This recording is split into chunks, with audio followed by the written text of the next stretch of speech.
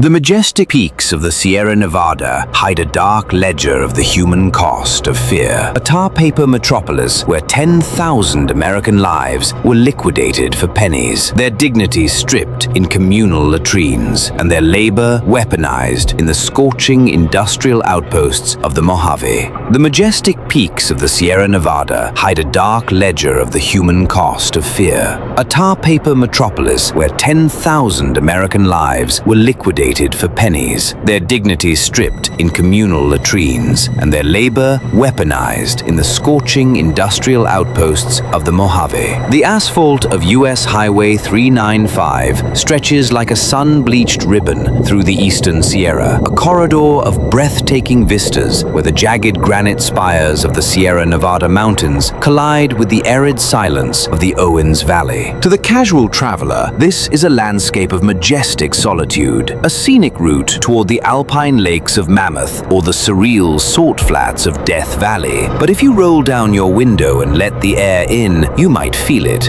The wind that howls across the sagebrush carries more than just heat. It carries the echoes of a darker era. Beneath the shimmering heat waves and the towering shadows of Mount Whitney lies a story of systemic erasure, where the American desert was weaponized against its own people. We often think of the desert as a place to find yourself, but 80 years ago, it was where you were sent to be forgotten. This is the story of the Alkali Fortress, a history of industry, incarceration, and a secret exile that took place just off the shoulder of the most beautiful highway in America. The transformation of the Owens Valley into a theater of incarceration began not with a physical wall, but with a signature. On February 19th, 1942, in the paranoid wake of the attack on Pearl Harbor, President Franklin D. Roosevelt issued Executive Order 9066. It was a mandate wrapped in the sterile language of military necessity, granting the power to designate exclusion zones. It was a bureaucratic euphemism that specifically targeted 120,000 individuals of Japanese ancestry. Two-thirds of them were American citizens.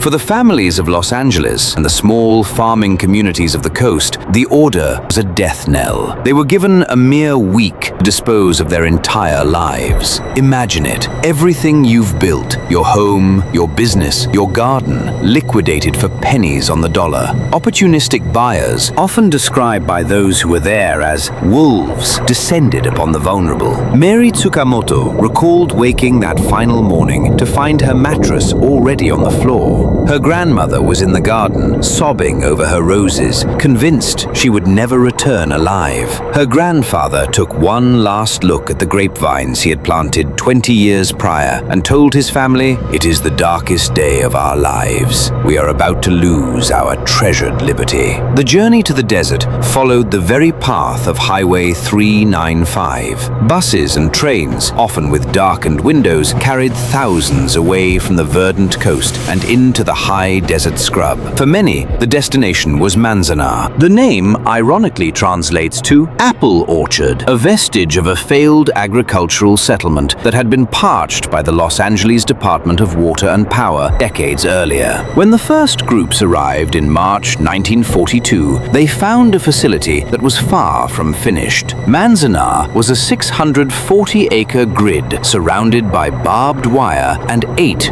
guard towers. The machine guns were always manned, and they were always pointed inward at the residents. The structures were built of green pine and covered in black tar paper. As the desert heat baked the wood, the planks shrank, leaving 1-inch gaps in the walls. The relentless Owens Valley wind drove alkaline dust into every corner. Internees would wake up with their blankets covered in a fine white powder, their eyes stinging, their lungs filled with the grit of the desert floor. Privacy was a concept the government had discarded. Rows of toilets sat side by side in communal latrines, without stalls or partitions. For a population that valued modesty and dignity, this was one of the hardest things to endure. The diet was culturally alien. Mutton and potatoes many found indigestible. Families were fractured as children began eating in communal mess halls with their friends, breaking the tradition of the family dinner. But there is a deeper, more chilling layer to this history that the history books often gloss over: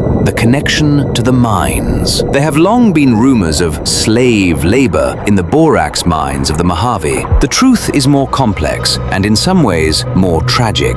Before the camps were even built, the industrial betrayal began. Immediately following Pearl Harbor, Japanese-American workers in the railroad and mining industries, men who had labored for years in towns like Boron, were summarily fired. Companies like Southern Pacific and various mining entities terminated their employees based on an unjustified perception that they were security risks. These families lived in company towns. When they lost their jobs, they lost their homes. This constructive relocation forced families to flee into the desert with nothing, eventually funneling them into the very camps the government was constructing. Once inside the wire, labor was a requirement for those who wished to earn even a meager wage to support their families. Professionals like doctors and nurses were paid only $19 per month. Skilled workers got $16. Unskilled laborers earned just $12. To put that in perspective, they were being paid fractions of union wages to build their own prison. They dug irrigation canals, tended agricultural fields, and worked in a factory within the camp producing camouflage netting for the very military that held them captive. The dust from the netting fibers was thick, and the conditions were grueling. In the surrounding regions, some were released for temporary farm work to harvest sugar beets. Between 1942 and 1945, these incarcerated laborers brought in 20% of the nation's sugar beet crop, working under the blazing sun while being viewed with deep-seated hatred by the public.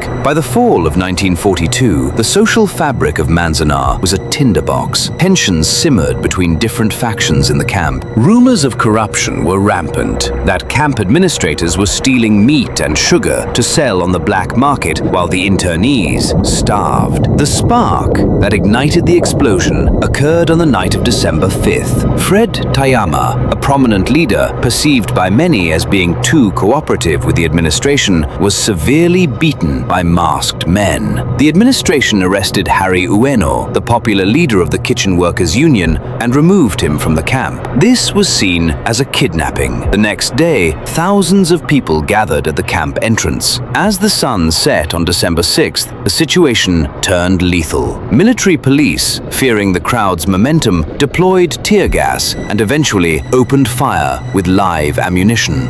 James Ito, only 17 years old, and Jim Kanagawa, 21, were killed. 10 others were wounded. Martial law was declared. But in the chaos of that night, a secret plan was set in motion.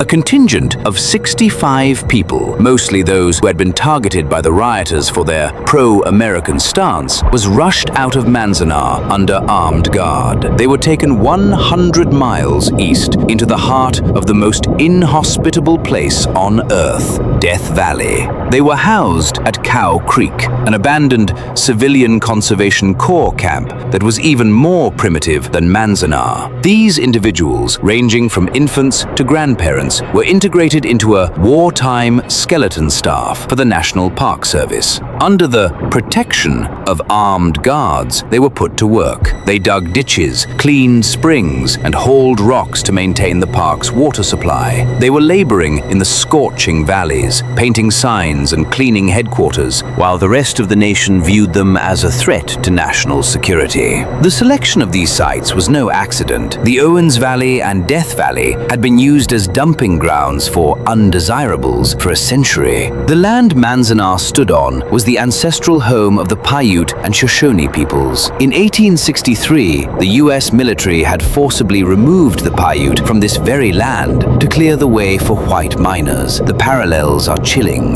Both involved military removal, both used captive labor to benefit capitalist production, and both resulted in the permanent dispossession of a people. For decades after the war ended in 1945, Manzanar was a ghost town. The buildings were sold off or torn down in an attempt to bury the history. The inmates were given $25 and a bus ticket to a home that no longer existed. Some had to be forcibly removed because they had nowhere else to go. It wasn't until 1969 that a group of activists activists began the annual Manzanar pilgrimage, saving the site from complete erasure. Today, if you walk through the Manzanar cemetery, you'll find a solitary white obelisk inscribed with the characters for Soul-Consoling Tower.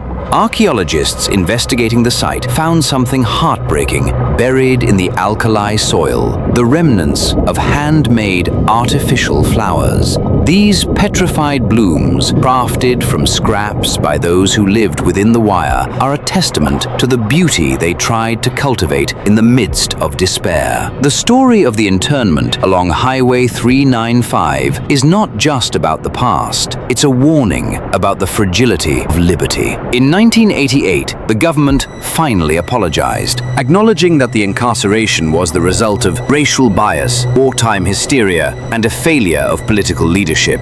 But the redress for the mine workers came even later, not until 1998, over 50 years after the fact. As you drive Highway 395 today, through the geography of ghosts, remember that the desert is a ledger. It records every injustice. From the ruins of the Harmony Borax Works to the reconstructed barracks of Manzanar, the landscape tells a story of how quickly the protections of citizenship can be stripped away. The Alkali Fortress remains a monument to human cruelty, but more importantly, to the unyielding strength of those who survived it. The white obelisk stands as a sentinel, ensuring that the voices of the 10,000 are never silenced by the desert wind. The desert doesn't forget, neither should we.